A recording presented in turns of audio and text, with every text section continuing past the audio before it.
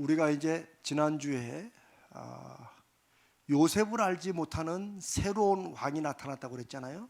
저는 그걸 이제 450년이라고 이렇게 말씀을 드렸어요. 사실 그 후로 오늘 우리가 말씀을 나누려고 하는 부분에 보면 하나님께서 모세를 그 가운데 준비시키시고 결국은 다시 애굽에 있던 이스라엘 백성을 출애굽시키시기까지 모세가 총 몇 살에 하나님의 부르심을 받아서 출애굽하는데 지도자가 되죠? 보통 80세라고 하죠. 모세가 태어난 시기는 이미 새로운 왕이, 요셉을 알지 못하는 새로운 왕이 이스라엘 백성들을 자기들의 위협으로 생각해서 이들에게 이제 중노동을 시키는 그 시기쯤에 태어난 거예요. 그런데 그게 적어도 80년은 걸렸을 거라는 거죠. 왜? 모세가 80살에 하나님의 부르심을 받았으니까. 그런데 우리가 아는 대로 40세까지는 모세가 애굽의 이집트의 공주의 손에서 크게 되잖아요. 오늘 이제 말씀이 잠깐 나옵니다만, 그 다음에 40세 때 한 사건으로 히브리 민족 유대인을 치는, 괴롭히는 한 애굽 병사를 죽입니다. 의로운 분노로. 근데 얼마 있다가 같은 이스라엘 사람들끼리 싸우는 걸 보고 왜 같은 동복끼리 싸우냐 그러니까 이 사람들이 얼마 전에는 애굽 사람을 죽이든지 이제 우리를 죽이려고 그러느냐. 벌써 그 소문이 암암리에 퍼져 들어간 거예요. 그 모세가 위협을 느끼고 이제 애굽을 탈출을 하죠. 그래서 미디안이라는 근처에 광야로 들어갑니다. 거기서 십보라라는 여인도 만나게 되고 해서 40년을 그냥 양을 치면서 숨은 사람처럼 살아요. 그런데 제가 이제 이 말씀을 드리는 것은 사실 저 450년이라고 했지만 또 성경의 출애굽기 12장에 보면 출애굽기 12장 26절인가요? 김종진 목사님. 12장 40절에 보면 이스라엘 자손이 애굽에 거주한 지 430년 만에 드디어 이들이 애굽을 탈출하겠다고 명확한 구절이 또 나와요. 학자들은 450년이라고 이렇게 얘기지만 사실 그 450년이 정확한 450년은 아니고 이 출애굽기 12장에는 430년이라고 해요.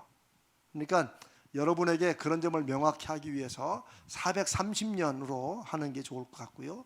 또 하나는 그러면 모세가 태어나서 성장해서 출애굽하게 된 그 기간을 이제 거꾸로 빼야 될 거 아니에요. 뭐 수학 시간, 산수 시간은 아니지만 그래도 제가 이렇게 설명을 드리는 것은 성경에 나와 있는 어떤 사건들이 대충 그냥 이렇게 뭉뚱그려 하는 게 아니라는 걸 우리가 함께 좀 생각해 봐야 될 것 같아요. 그러면 430년 거꾸로 빼면 80살을 빼면 350년. 그러니까 즉 가나안에서 이집트로 건너와서 요셉과 그 11 형제가 애굽에 정착하고 살고 그 와중에 한 10년 20년 있다가 요셉과 형제들은 다 죽고 그다음에 이들이 풍요를 누리고 이렇게 하다가 이제 요셉을 알지 못하는 새로운 왕이 갑자기 태어났다. 갑자기 출현해가지고 이스라엘을 노예 생활을 했다. 그게 명확히 몇 년 만에 됐는지 나오지 않아요. 그러나 이 전체 모든 게 430년 안에 일어났다고, 한 450년, 430년 안에 일어났다고 생각하시면 될 것 같아요. 무슨 말씀인지 아시겠죠? 이렇게 생각하시면 될 것 같습니다. 오늘 저는 이제 두 번째 말씀으로 우리가 지난주 마지막에 이스라엘 백성들이 그래도 350년가량을 행복하게 살았다 할지라도 이들의 삶은 하나님을 잃어버릴 만큼, 하나님이 좀 어떤 면에서는 거의 필요치 않을 만큼 아주 행복하고 또 번성하는 삶을 살았던 건 확실해요. 그래서 이들은 요셉이 요셉이 의도적으로 자기 형제들의 거주하는 지역을 어디로? 고센 땅으로. 고센 땅은 지도에서 보면 거의 이쪽 가나안과 접경지대에 있는 목초지예요. 거기가. 그리고 목축업이라고 또 밝히라고 그랬고, 그래서 이들을 스스로 애굽 문화에 나중에라도 빠지지 않도록. 아마 요셉도 언제 하나님께서 다시 자기와 자기 형제들의 이 자손들을 가나안으로 부르실지 정확히 알지는 못했지만 어쩌면 이렇게 길어질 것이라고 예상은 안 했던 것 같아요. 그래서 자기 해고를 죽기 전에 반드시 내가 죽어도 내 해고를 파내서 하나님이 여러분들을 다시 가나안으로 다시 부르실 때 내 해골도 메고 가라. 좀 이런 건 뭐 불필요한 그런 자세한 거지만, 보통 사람이 이렇게 매장하면 그 뼈가 몇 년 정도 걸리면 썩나요? 이한일 장로님 뭐 잘 모르시겠지만 그래도 보통 그래도 한 200년 300년이면 다 없어지지 않나요? 뼈는 남아 있어요? 예. 그러나 하여튼 내 해골에도 메고 가라고 말할 때 요셉이 막 이렇게 오랜 기간 걸릴 거라고 예상하지는 않았던 것 같아요.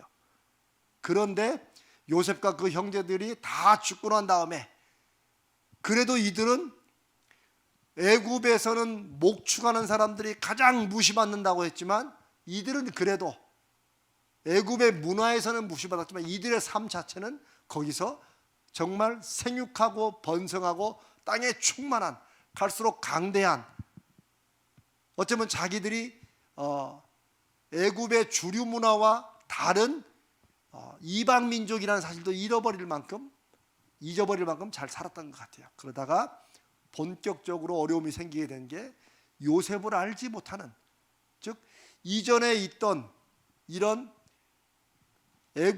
이스라엘 민족이 그곳에 살면서 그들에게 해왔던 일들이나 이런 것, 심지어 저 위에 요셉이 했던 일들도 하나도 기억 못하고, 이건 단지 기억력이 없어서 알지 못한다는 말이 아니에요.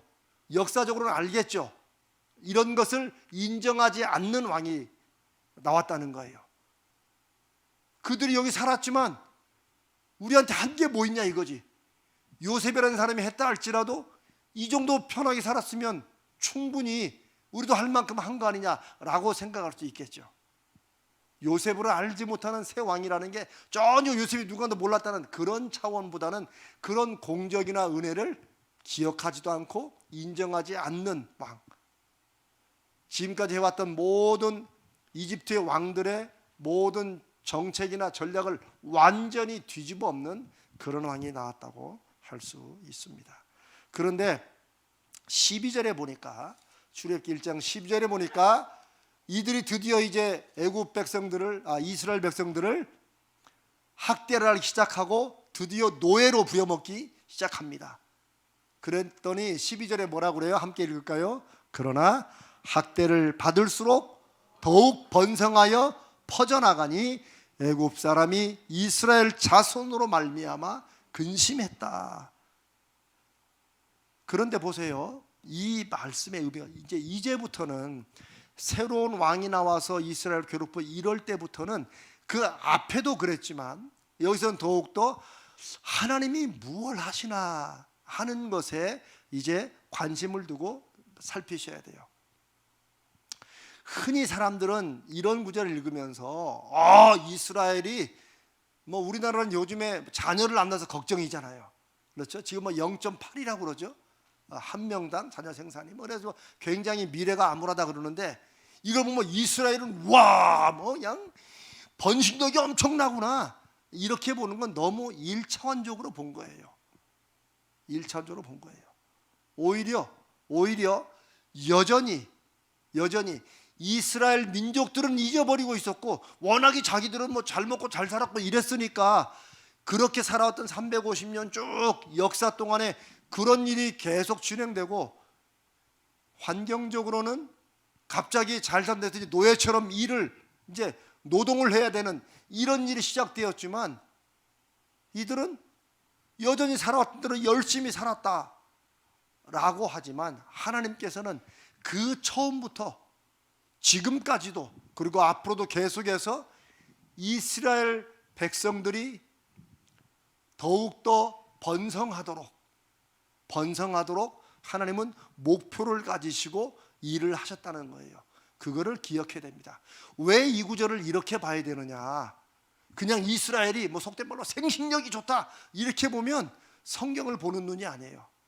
하나님께서 왜 도합 430년 모세를 통해서 애굽에서 나오게 할 때까지 하나님께서 갖고 계신 계획과 뜻은 뭐예요? 왜 이렇게 길게 걸렸어요? 자, 이럴 때는 여러분이 당황하실 때는 저는 1번, 2번으로 합니다.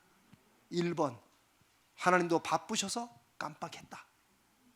2번, 야곱이라는 한 가족을 하나님이 아브라함에게 약속하신 대로 민족을 세우기 위해서 하나님이 시간을 주셨다.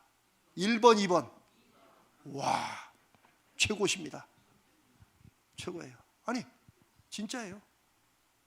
그걸 잘 기억하셔야 돼요.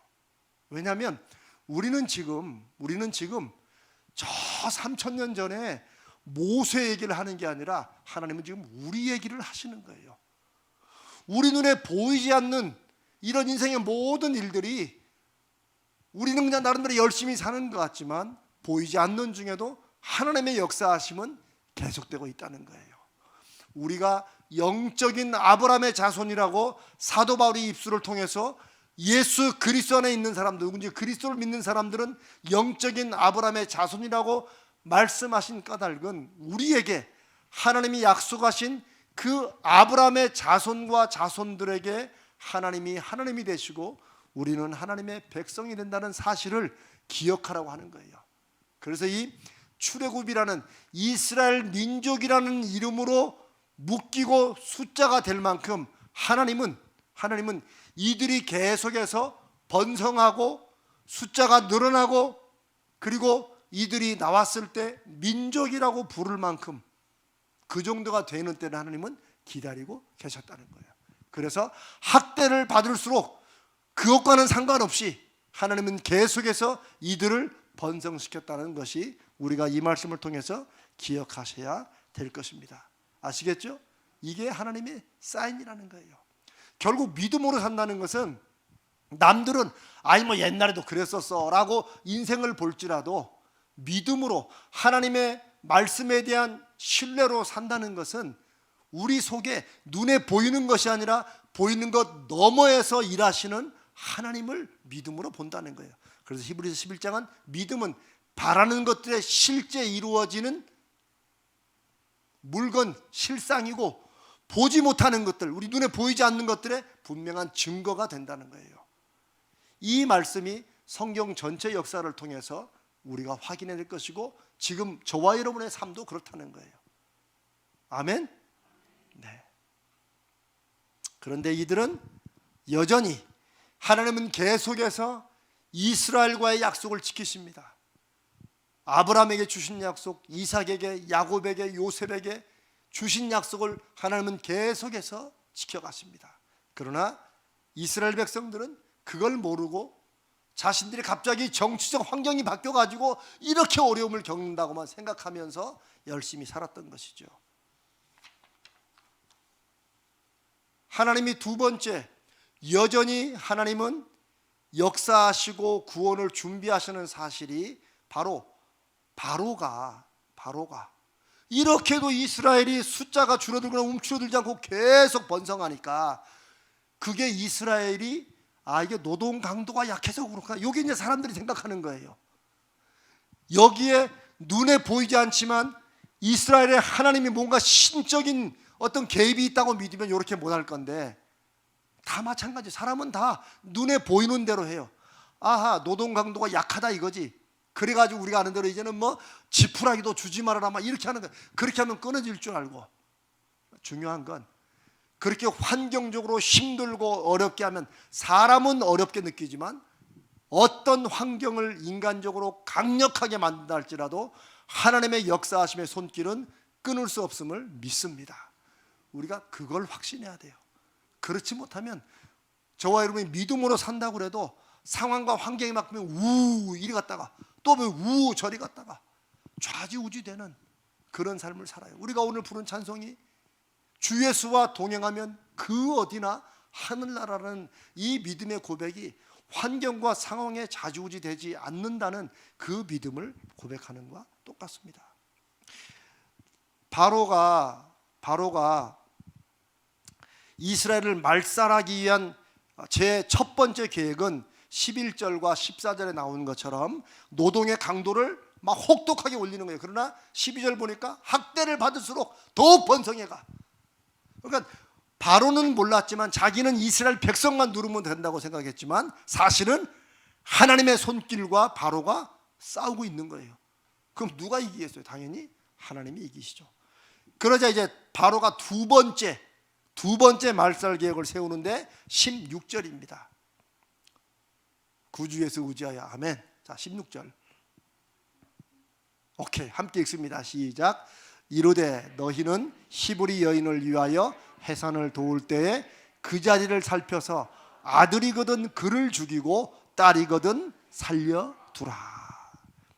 히브리인들이 즉 이스라엘 사람들이 자식을 낳을 때 산파, 당시에 이제 아이는 우리 집에 산파가 있었잖아요. 요즘은 다 병원으로 가지만 산파가 있잖아요. 히브리 아이들의 산파는 다 히브리인들 산파가 다 있어요. 아이들은.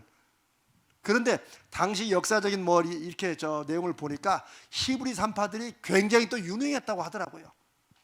그러니까 바로는 그걸 파악하고 히브리 산파들을 모아가지고 거기에 총 리더를 모아가지고 아들이거든 죽이라는 거예요. 딸이거든 살려두라는 거예요. 이게 그냥 부탁하는 거겠어요? 아니면 강력한 명령이겠어요? 그렇죠. 강력한 명령이죠. 그런데 17절에 보니까 17절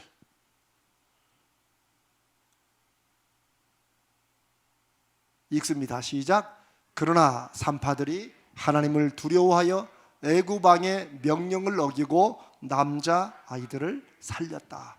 산파들이 계속해서 남자 아이를 살린 거예요. 성경은 뭐라고 기록해요? 하나님의 살아계심을 이들이 인정하는 사람들이 있었다는 거예요.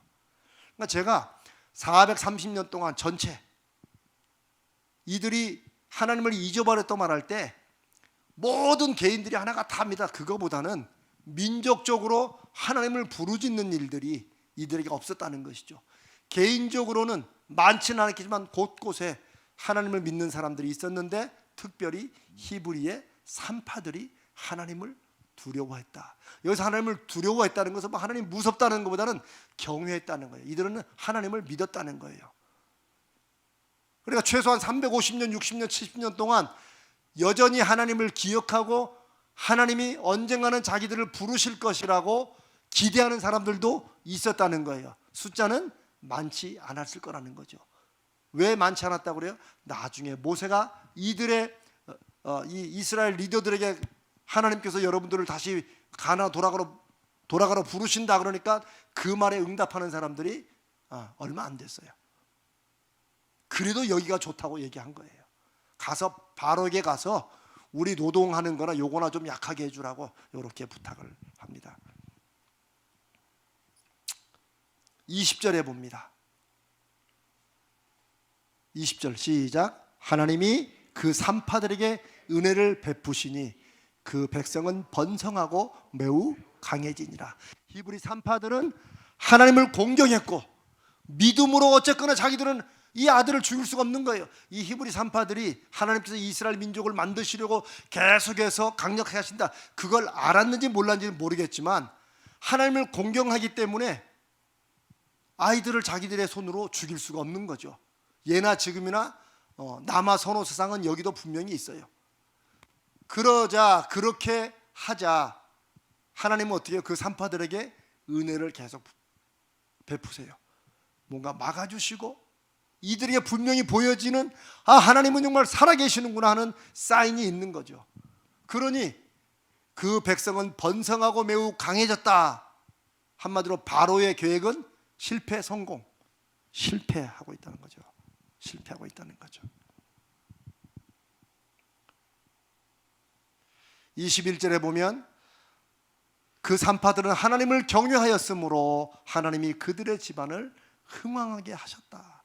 그러니까 하나님을 기억하고 그 말씀에 순종하는 사람들은 모든 백성들이 다 잊어버리고 살았어도 하나님은 그들과의 믿음의 관계를 계속해서 이들은 하나님 말씀에 순종하고 하나님은 그들에게 은혜를 베푸시고 이런 일들은 계속 됐다고 하는 거죠. 그러자 이제 더 강력한 바로나의 작정을 했어요.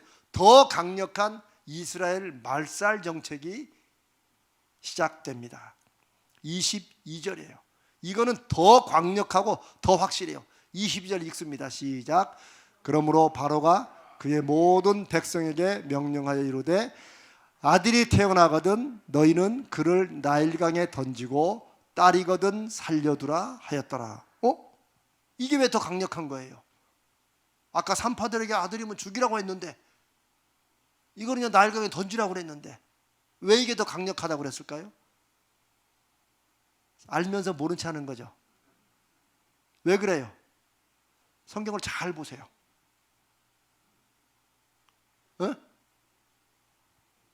앞부분에 자 바로가 누구에게 명령해요?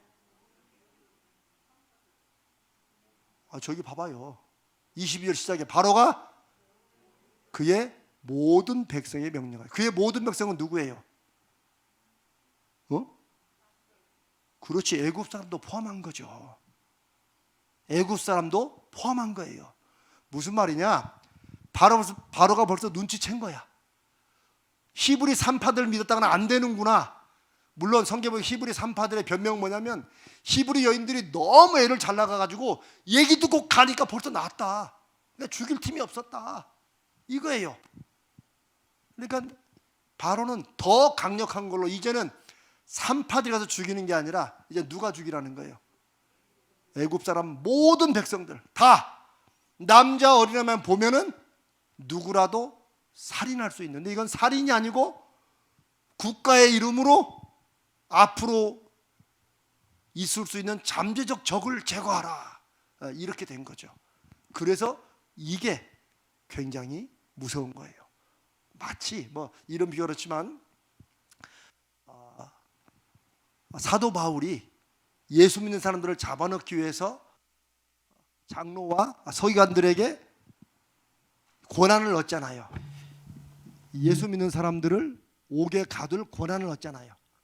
그거는 특별히 권한을 준 사람들인데 만약에 모든 이스라엘 사람들에게 누구라도 예수 믿는 사람 다 너희들이 잡아넣으라 그러면 훨씬 강력했겠죠. 그렇죠? 요것과 똑같아요. 22절은 그래서 제일 강력한 말살 정책이에요. 모든 백성에게 명령한 거예요. 이스라엘을 애굽의 적으로 만든 거예요. 아이를 태어나면 다 죽여라. 그런데 말살 정책은 더욱더 강력하고 더욱더 힘들어졌는데 더 이상 어떻게 할 수 없는 극단적인 상황 속에서도 하나님은 준비하시고 진행하고 계시는 계획이 있었어요. 이제 그러면서 출애굽기 2장으로 바뀌게 돼요. 2장에 하나님께서는 모세라는 한 아이를 준비시켜요. 나일강에 던지라. 여러분 애를 강에 던지면 어떻게 됩니까? 죽지요. 당연히 죽지요. 그냥 죽이라 그러면 너무 세니까 그냥 나일강에 던지라는 거예요. 에라이 말을 못해. 그런데 우리는 이제 모세라는 사람이 그 이름의 뜻이 뭐예요? 강에서 건져냈다는 거예요. 참 이게 어떻게 보면 어떤 면에서는 참 아이러니한 게 세상에 가장 강력한 권세를 잡은 바로는 모든 백성들이 이스라엘을 적삼아서 아들들을 다 나일강에 던져 죽이라고 명령을 했어요. 그런데 하나님은 그 명령이 오히려 하나님이 준비한 사람을 세우고 살리는 계획으로, 그런 기회로 바꾸세요. 그래서 이 엄마가 아이가 태어났는데, 뭐 모든 엄마들의 아기는 다 여기 본 대로 아이가 잘생겼다 그러는데, 뭐 여러분 어떤 엄마나 자기 어머 우리 애는 옆집 애보다 얘는 좀 안 됐어, 이런 분이 어디 있어요? 다 자기 아들이 최고지. 예. 석 달 동안 숨겼다가 더 이상 어떻게 할 수 없으니까 드디어 나일강으로 가요. 나일강으로. 중간에 사람 만나면 뭐 그래 나일강에 간다, 그럼 뭐 던지러 가는구나, 뭐 그렇게 생각할 수도 있겠죠. 그런데 이 나일강에 던지라는 그 말이 참 묘한 거예요. 실제로 나일강에 던지지요. 어떻게 던져요? 조그만 바구니를 만들어 가지고 거기에다가 앞뒤로 역청을 바르고, 그래서 이제 어떤 학자들은 이게 바로 하나님께서 방주를, 노아의 방주를 짓듯이 뭐 교회를 정리하는데 거기까지 너무 나간 것 같고, 하여튼 요 바구니가 물에 이렇게 빠지지 않도록 해놓고 아이를 거기다 눕혀요. 그리고 나일강에 던지듯이 놓는 거죠. 하나님께 맡기는 거예요. 근데 하나님은 이미 그걸 알고 계시고 이렇게 인도하세요. 그 모세의 누나인 미리암이 또 졸졸졸졸 또 따라가요. 어떻게 되는가 보자 하고. 그리고 여러분 그 내용 아시죠? 바로 이 공주가 우연처럼 그 나일강에 나왔다가 바구니를 보니까 아기가 있어 자기 아들로 삼고 키우게 돼요. 근데 그때 그걸 본 미리암이 톡 튀어나와. 참 똑똑하긴 똑똑해요. 어차피 이제 당시에 공주나 왕비들은 자기들이 직접 이 젖을 먹이지 않으니까 다 유모를 썼으니까 제가 그럼 유모를 소개해드릴까? 애가 여기서 톡 튀어나와서 그러니까 그래라. 그래서 누구를 소개시켜요? 지 엄마를. 이 참 동화 같은 얘기지요. 그러나 하나님의 계획과 섭리이기 때문에 동화가 아닌 거죠. 하나님은 그렇게 계획하신 거죠. 나일강에 던져서 죽이라는 가장 잔혹하고 강력한 계획을 하나님은 나일강에 던진 모세를 살리셔가지고 하나님은 묵묵하게 준비를 하세요. 이스라엘은 여전히 혹독한 노동 속에서 막 애를 태우는데도 사실 기도했다는 말이 안 나와요. 제가 보니까 성경에 기도했다 뭐 요 말 단어가 중요한 게 아니지만 어디를 보더라도 2장부터는 이제 모세 얘기가 싹 나와요. 이스라엘은 여전히 자기들이 하던 대로 버티면서 살아가는 거야. 나름대로 그 환경에 적응하려고 애를 쓴 거예요. 근데 저는 이런 모습 보면서 우리도 어떨 때는 그렇게 산다는 거예요. 우리는 말로는 저도 여러분에게 말씀도 나누고 또 저도 결심도 여러분 결심하지만 우리가 힘들고 어려울 때는 하나님 앞에 기도해야 됩니다. 아멘 하지만 막상 어려움이 생기면 이 어려움을 어떻게든 풀어보려고 우리가 살아왔던 길이 있잖아요. 그렇죠? 내가 어떻게 좀만 참고 어떻게 보면 될 것 같이 이렇게 살아간다는 거죠. 그런데 이스라엘에게는 그 기간이 몇 년이에요? 80년이라는 거예요. 80년. 80년. 저는 이 점이 깜짝 놀랐어요. 이 점이.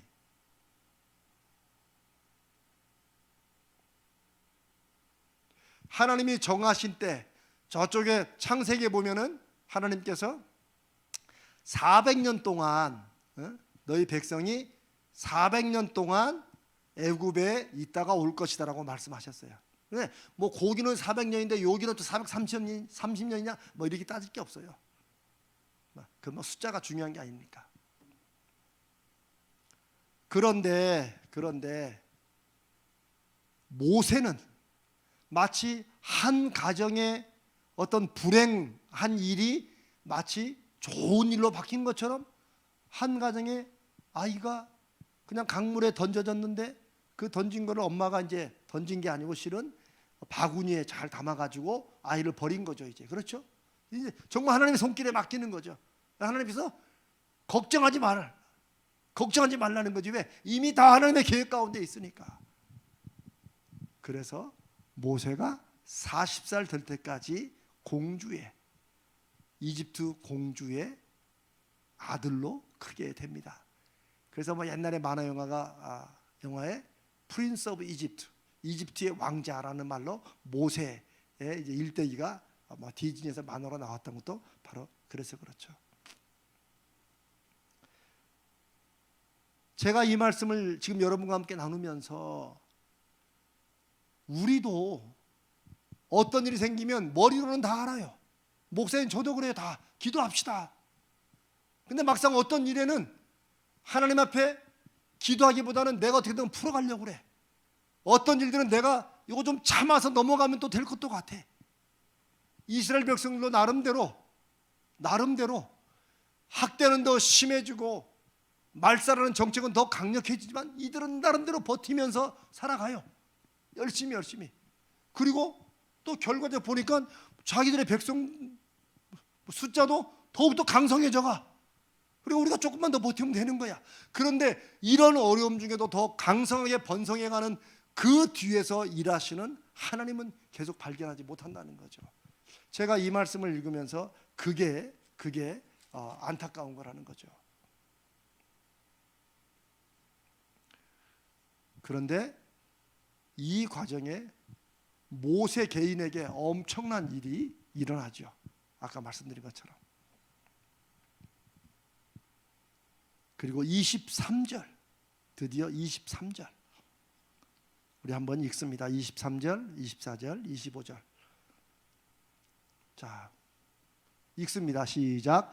여러 해 후에 애굽 왕은 죽었고 이스라엘 자손은 고된 노동으로 말미암아 탄식하며 부르짖으니 그 고된 노동으로 말미암아 부르짖는 소리가 하나님께 상달된지라.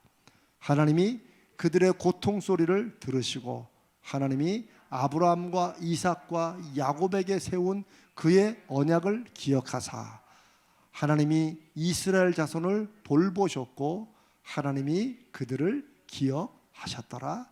아멘. 이스라엘 자손이 언제 하나님 앞에 부르짖기 시작했는가? 사실 뭐 이 정확한 이렇게 연대를 따질 수는 없습니다. 성경에 나와 있지 않으니까. 그러나 적어도 이렇게 생각할 수는 없죠. 이스라엘 백성이 새로운 왕이 나타나서 어려움이 생기자마자 하나님 앞에 바로 부르짖었는데 하나님이 모세가 클 때까지 80년을 기다리셨다. 그거는 좀 아니겠죠. 그렇죠? 이스라엘 백성의 기도를 하나님이 들으시고 80년간 기다렸다. 그건 아닐 것 같고 오히려 이들이 우리 이제 사람들의 모습을 보면 이들이 나름대로 그걸 해결하고 적용해 보려고 애쓰는 시간이 길었다고 보는 게 더욱더 합리적일 것 같습니다. 이스라엘 백성은 나름대로 그 문제를 해결하려고 버티려고 적응해 보려고 그 환경에서 살아남아 보려고 애를 썼고 하나님은 그 와중에 모세라는 사람을 그 사람은 자기 개인의 인생으로 올라갔다가 또 바닥으로 떨어진 거예요. 그렇죠? 히브리 민족의 아이로 태어났다가 강에 던져졌는데 공주에게 발견돼 가지고 히브리 노예의 자식이 그 당시 노예였으니까 다 노예의 자식이 이스라엘 왕자로 크게 되고 애굽에 그렇다가 또 자기 딴을 의분에 못 이겨서 애굽 병사를 죽였는데 그게 드러나 가지고 오히려 피해서 버리고 미디안 광야로 숨어들고 참 기구한 운명이죠. 어쩌면 모세는 40년 광야에서 좀 억울한 면도 있을 거예요. 아니 내가 이스라엘 민족을 위해서 물론 그때는 모세가 하나님을 자기를 부르신다 이런 생각은 전혀 없었죠. 그런데 하나님이 25절에 이스라엘 자손을 돌보셨고 하나님이 그들을 기억하셨다고 한 다음에 3장에서 하나님께서 모세를 부르시는 장면이 나타나요. 이때가 80세 된 거죠.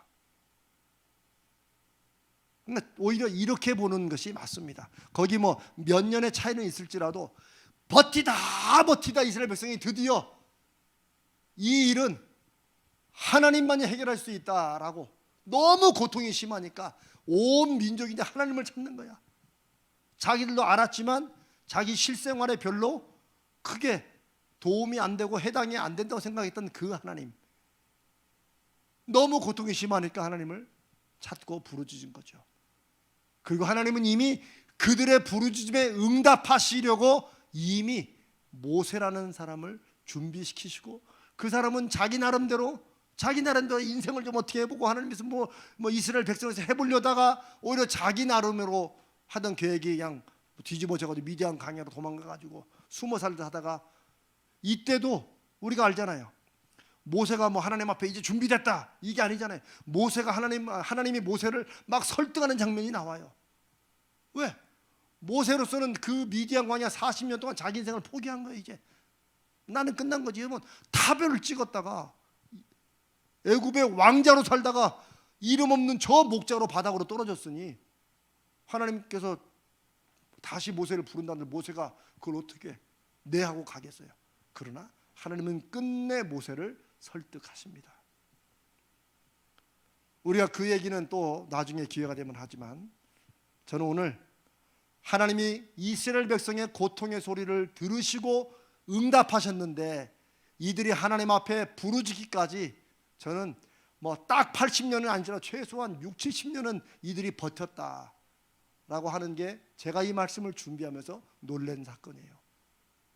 하나님은 하나님의 계획에 그 기간에 한 가정을 민족으로 세우시는 시간이 필요했지만, 하나님이 그 시간을 채우시려고 이스라엘로 하여금 기도하지 못하도록 하시는 그런 하나님은 아니시죠.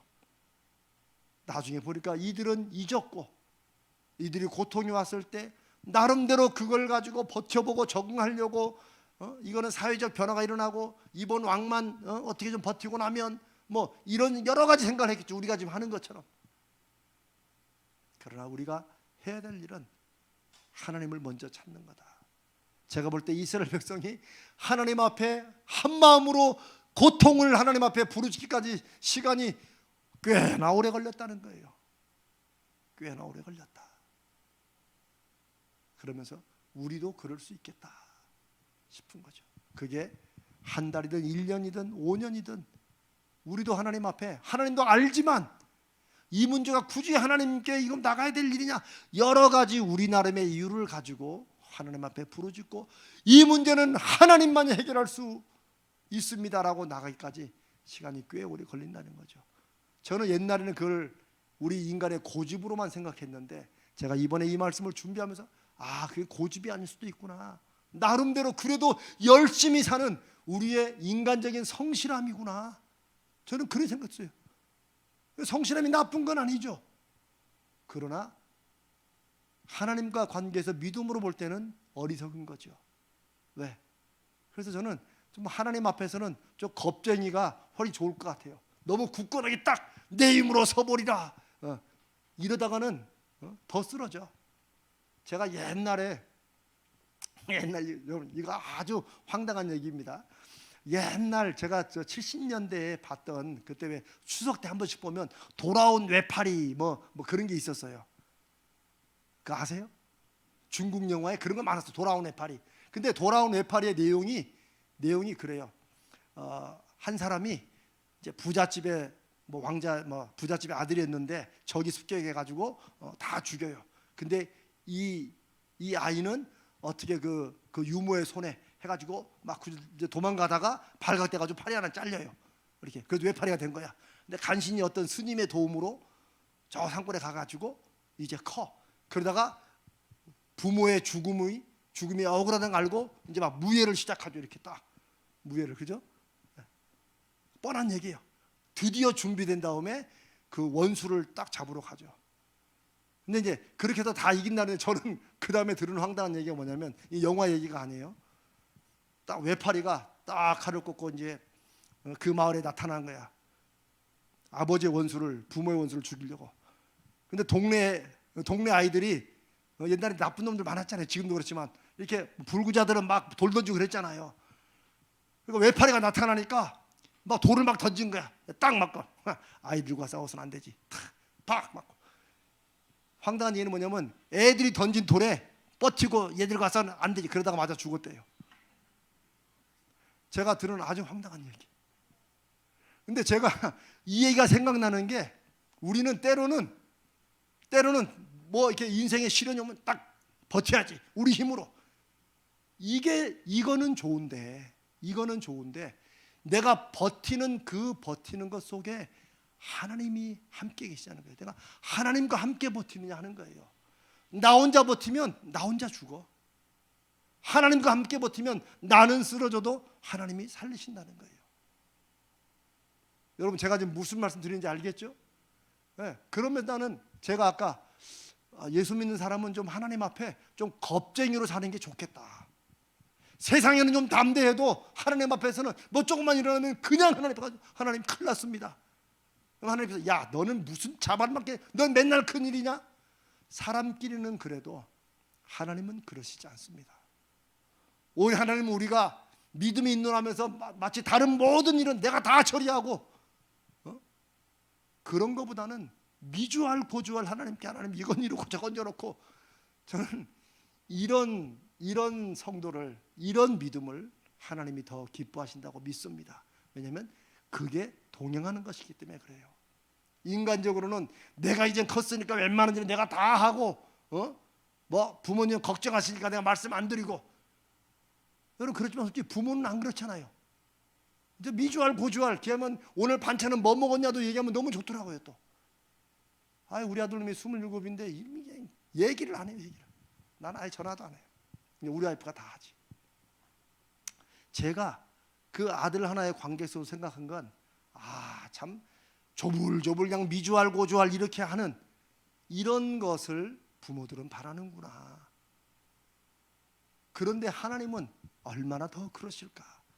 하나님과 동행한다는 그 삶이 마치 나머지 모든 우리가 다 버티고 그 다음에 이렇게 하는 이런 것만은 아니라는 거예요. 그러나 그럼에도 불구하고 제가 이제 이번 주일날부터 한나의 기도에 대해서 제가 이제 말씀을 준비하고 있는데 어떤 문제들은 너무 버티지 말고 하나님 앞에 가지고 나가야 될 문제, 하나님만이 해결할 수 있는 문제가 우리 인생에도 있다는 거예요. 그것까지 붙들고 버티다가는 누구 손해야? 우리 손해라는 거죠.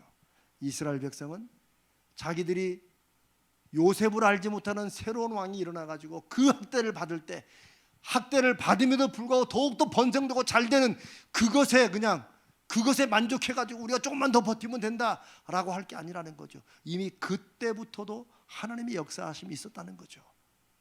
오히려 갈수록 심해지는 이런 상황 속에서 하나님 앞에 조금 더 빨리 나갔어야 되지 않느냐.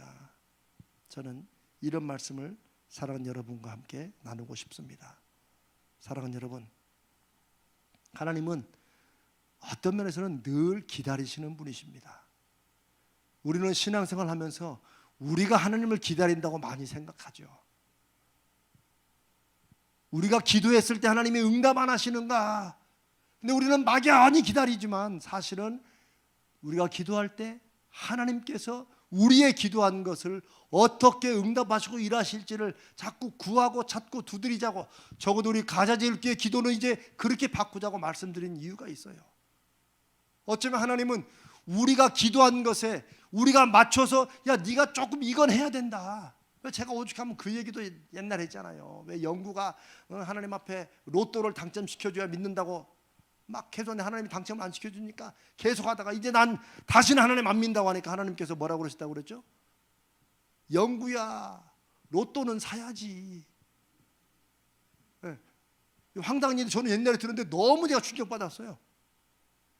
그러니까 로또만 당첨시키라고 했지 쥐가 로또 그럼 하나님께서 로또를 또 팔랑 이렇게 날려서 줘야지만 뭐 됩니까? 기도에 우리 삶을 조금은 맞춰야 될 게 있다는 거죠.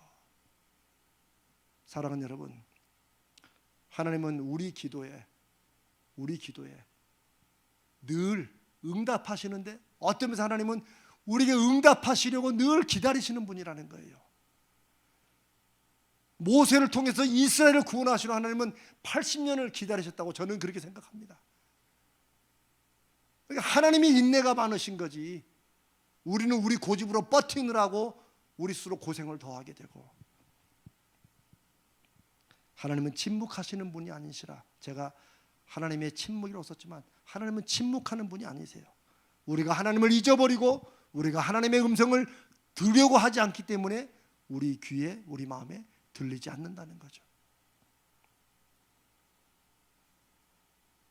이스라엘이 다시 하나님을 찾을 때 하나님은 단지 그래 이제 내가 바로 저놈을 내가 팍 잡아가지고 니네 다시 옛날로 돌아가게 하겠다, 편하게 애굽에 살겠다, 이스라엘은 그걸 바랬을지 모르죠. 맞아요. 그러니까 모세가 와서 너희들을 하나님께서 애굽에서 나오게 하신다고 말할 때 그거 필요 없다고 그랬어요.